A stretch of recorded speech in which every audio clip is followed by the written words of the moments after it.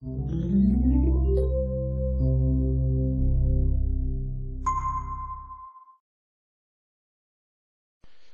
is Dr. Lam welcoming you to our discussion on adrenal fatigue syndrome stage 3C, also called the disequilibrium phase.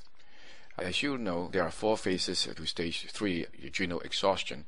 And when you get to stage 3C, the body has already gone through 3A, which is characterized by HPA axis dysfunction, with symptoms like hypoglycemia, low blood pressure, and beginning of a catabolic state, as well as stage 3B, while the downstream hormonal axis like the OAT axis are becoming dysfunctional.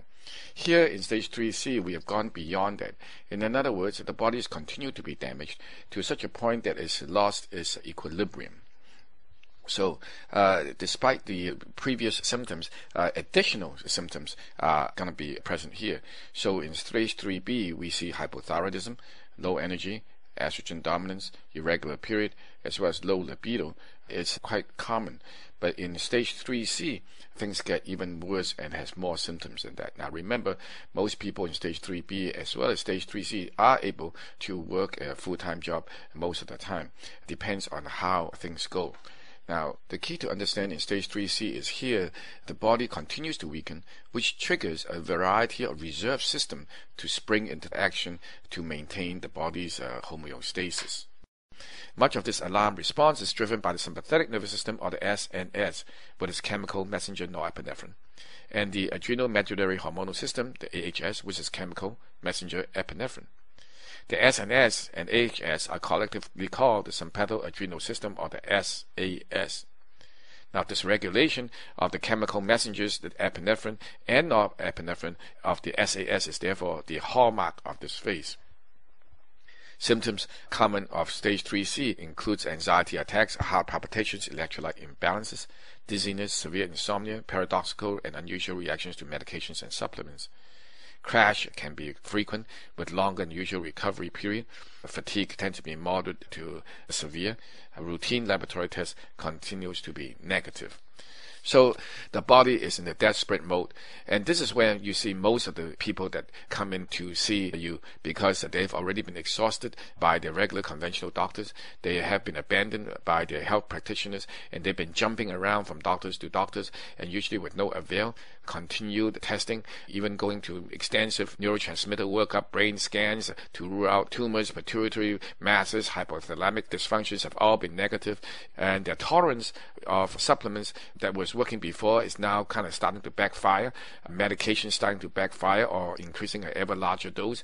Insomnia becomes a key problematic area. Thyroid medication has to be increased, steroids may have to be increased, and the person is wide and tired at the end. So if you break down stage 3C, you can actually see a progression of early stage 3C, middle stage 3C, as well as late stage 3C. And the later you go, the more you see epinephrine type reactions, and the earlier it is, the less epinephrine and the more norepinephrine. So if a person just comes in and says, well, I have occasional heart palpitations, I have a mild anxiety feeling, that's not so bad. That is more of a norepinephrine or a sympathetic overtone. However, if your person comes in and says, well, I have impending doom, I have panic attack that's full-blown, I have heart palpitations every time I stand up, I can hardly walk because I'm having low blood pressure, that is more symptomatic of a higher level of sympathetic involvement, as well as, more importantly, the adrenal hormonal medullary system, or the epinephrine component. So if you break it down, you will be able to sense where this person is at. Now, why is it important? It's because as the adrenal recovery progresses, you'll be able to see that reversal will happen. The epinephrine type effect will then start to tone down first, meaning the sense of impending doom, the panic attack, the dizziness will be the first thing to go away. And then the heart palpitation may continue to persist, and it will be the second thing to go away. So in other words, as the person recovers from adrenal fatigue, the epinephrine response will be the first one to resolve, and then is followed by the norepinephrine response as we progress further during the recovery period.